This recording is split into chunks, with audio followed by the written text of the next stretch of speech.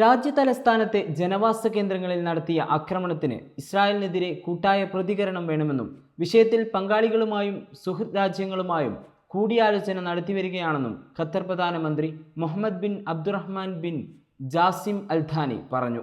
മുഴുവൻ ഗൾഫ് മേഖലയും അപകടത്തിലാണ്. മേഖലയിൽ നിന്ന് ഒരു പ്രതികരണം ഉണ്ടാകും. ഈ പ്രതികരണം സംബന്ധിച്ച് നിലവിൽ മേഖലയിലെ മറ്റ് പങ്കാളികളുമായി കൂടിയാലോചനയിലും ചർച്ചയിലുമാണ് എന്നും അദ്ദേഹം ബുധനാഴ്ച US മാധ്യമമായ CNN പറഞ്ഞു. ഇസ്രായേൽ പ്രധാനമന്ത്രി ബെഞ്ചമിൻ നെതന്യാഹു മേഖലയെ കുഴപ്പത്തിലേക്ക് തള്ളിയിട്ടുവെന്നും ഈ ഭീഷണി തുടരുന്നതിൽ നിന്ന് ഇസ്രായേലിനെ തടയുന്ന അർത്ഥവത്തായ എന്തെങ്കിലും ഞങ്ങൾ പ്രതീക്ഷിക്കുന്നുവെന്നും അദ്ദേഹം പറഞ്ഞു.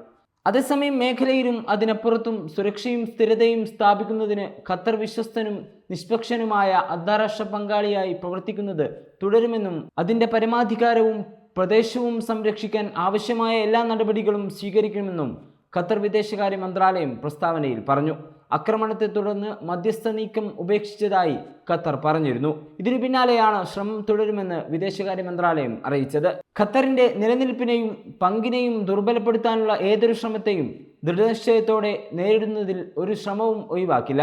നെതന്യാഹു നടത്തിവരുന്ന ആക്രമണങ്ങൾ അവസാനിപ്പിക്കുന്നുവെന്ന് ഉറപ്പാക്കാൻ ഞങ്ങൾ ഞങ്ങളുടെ പങ്കാളികളുമായി പ്രവർത്തിക്കും എന്നും അദ്ദേഹം പറഞ്ഞു. അന്താരാഷ്ട്ര നിയമത്തോടും ഐക്യരാഷ്ട്രസഭയുടെ ചാർട്ടറിനോടുമുള്ള ഖത്തറിന്റെ പ്രതിബദ്ധത സുതാര്യമാണ് എന്നും പ്രസ്താവന കൂട്ടിച്ചേർത്തു. ഇതിനു പിന്നാലെ അടിയന്തര UN രക്ഷാസമിതി വിളിച്ചു ചേർക്കണമെന്നാവശ്യപ്പെട്ട് ഇത് സംബന്ധിച്ച് UN-ന് ഖത്തർ കത്തയച്ചു. കത്തിൽ കടുത്ത ഭാഷയിൽ ഇസ്രായേൽ ആക്രമണത്തെ എതിർക്കുന്നുണ്ട്. എല്ലാ അന്താരാഷ്ട്ര നിയമങ്ങളും ചട്ടങ്ങളും ലംഘിച്ചാണ് ആക്രമണം നടത്തിയത്.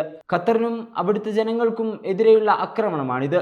ഹമാസ് നേതാക്കൾ ഖത്തറിൽ താമസിച്ചത് ഫോൺ ഉപയോഗിക്കാതെയായിരുന്നു. ഇതാണ് ഇസ്രായേലിന് പിഴവുണ്ടാകാൻ ഇടയായത്.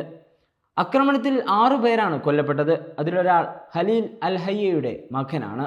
ഇദ്ദേഹമായിരുന്നു ഓഫീസ് മാനേജർ. നയതന്ത്ര പരിഹാരമാണ് വേണ്ടതെന്നും ആക്രമണത്തെ അപലപിക്കുന്നുവെന്നും ബ്രിട്ടീഷ് പ്രധാനമന്ത്രി കെയർ സ്റ്റാർമർ പറഞ്ഞു.